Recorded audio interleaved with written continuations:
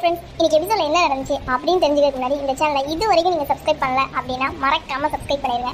அப்படியே பக்கத்துலேயே ஒரு பெல் ஐக்கான் இருக்கும், அதையும் கிளிக் பண்ணிடுங்க. அப்போ தான் நான் போடுற வீடியோவில் உங்களுக்கு நோட்டிஃபிகேஷன் காமிக்கும். நம்ம ஜோடிங்க குழந்தைங்க கூட உட்காந்து அந்த ஸ்பீச்சுக்கான ஏற்பாடு பார்த்துட்டு இருப்பாங்க.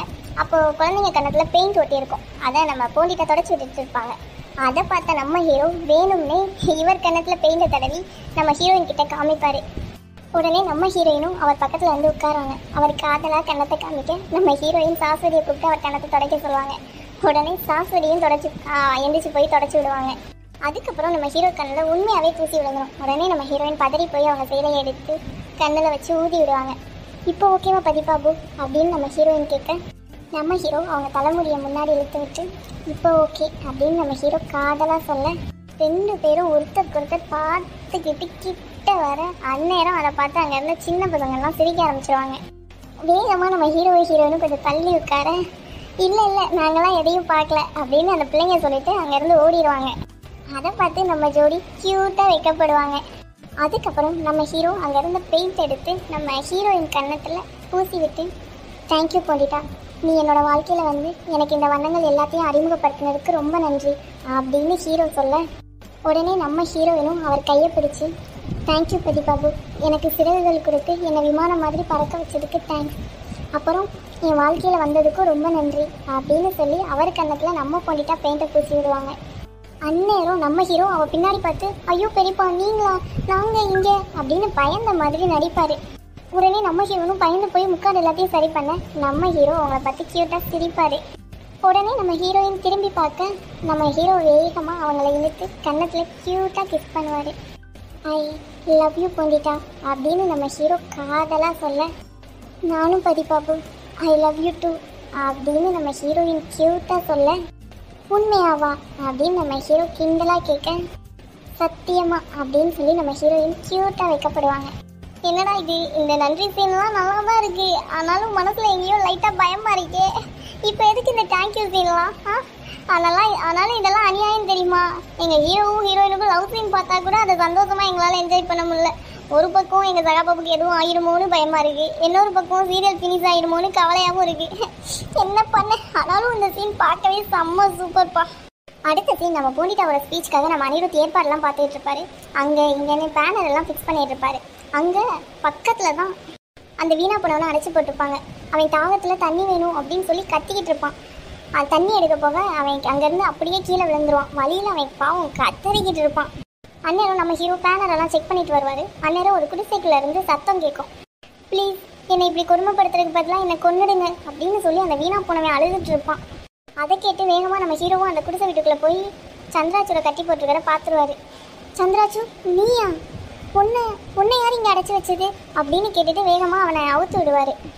யார் இப்படி பண்ணா அப்படின்னு அனிருத் மறுபடியும் கேட்க திரிலோச்சன் தான் அப்படின்னு அந்த வீணா போனவன் சொல்ல என்ன பெரியப்பாவா அப்படின்னு நம்ம ஹீரோ ஷாக்காக எனக்கு என்னமோடா இப்போ ஒன்னெல்லாம் பார்க்க கூட கோவம் வரல, இந்த பெரியப்பா பண்ணுறத பார்த்தா தான் செம்ம காண்டாயுது.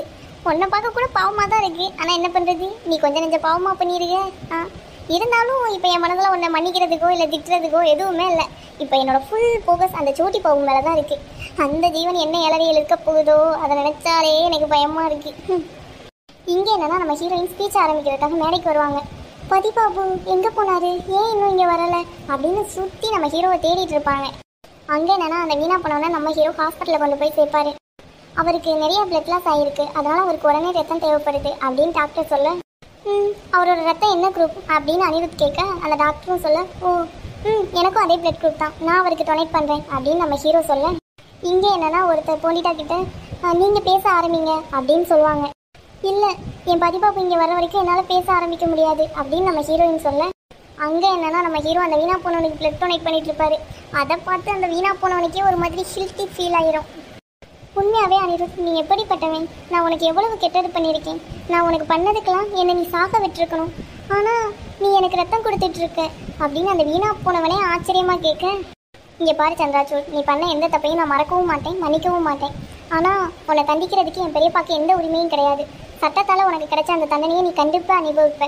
நான் ஏற்கனவே இன்ஸ்பெக்டர்கிட்ட பேசிட்டேன், அவர் வந்து உன்னை இங்கேருந்து கூப்பிட்டு போயிடுவார் அப்படின்னு நம்ம ஹீரோ சொல்ல என்னை மன்னிச்சிடுங்க பாரிஸ்டர் பாபு, என்னோட எண்ணம் சிந்தனை இப்போ எல்லாமே மாறிடுச்சு.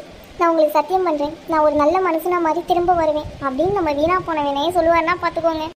பாருடா, நம்ம வீணா போனவனே திரும்பிட்டானா? எனக்கே இது கொஞ்சம் ஆச்சரியமாக தான் இருக்குது.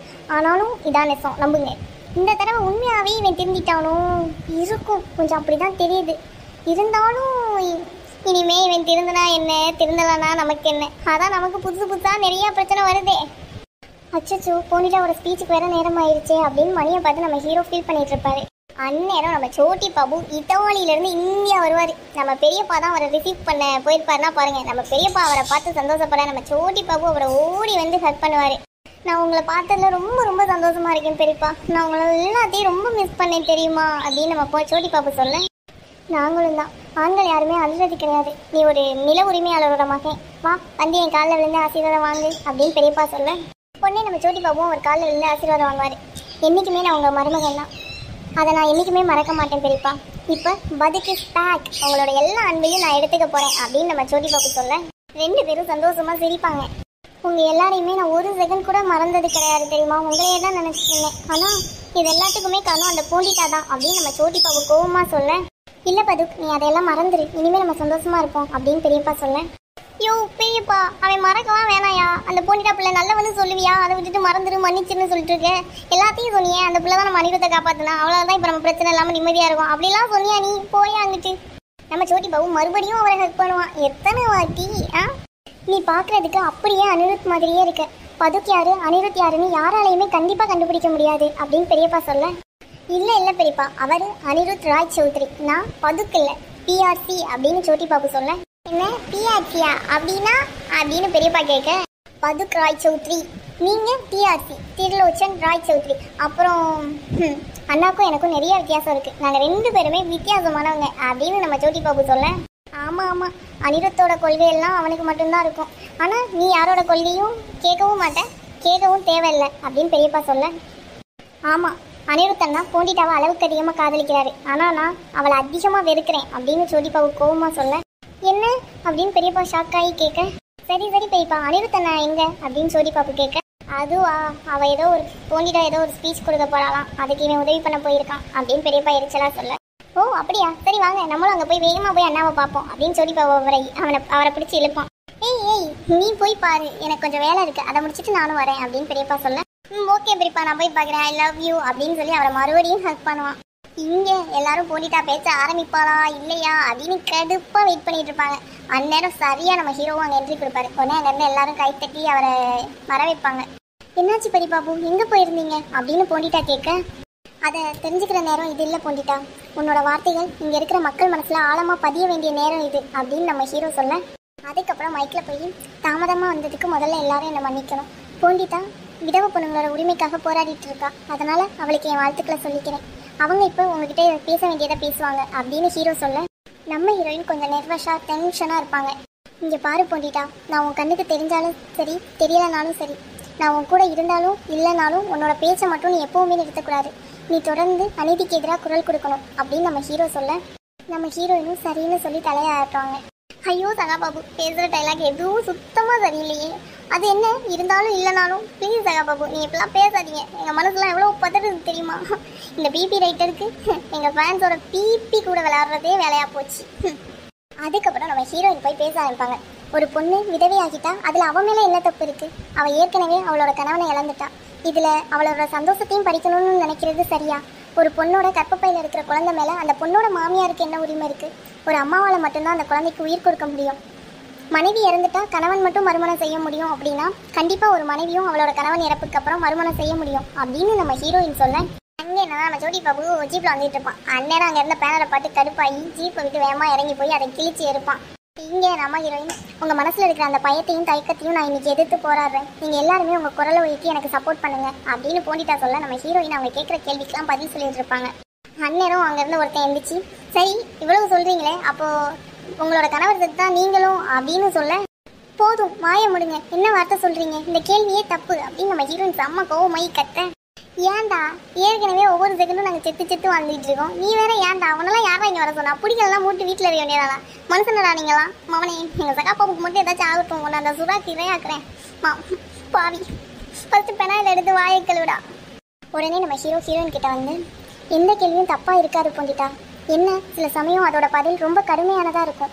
நீயே சொல்லு, இந்த போட்டி அவ்வளவு ஈஸியாக இருக்குமா என்ன அப்படின்னு நம்ம ஹீரோ கேட்க, அங்கே அந்த சோட்டி பாபு சார், உன்னோட வெற்றியெல்லாம் தோக்கடிக்கிறதுக்கு தான் நான் இங்கே வந்திருக்கேன் அப்படின்னு கோவமாக சொல்ல, அத்தோட எபிசோட் ஃபினிஷ்.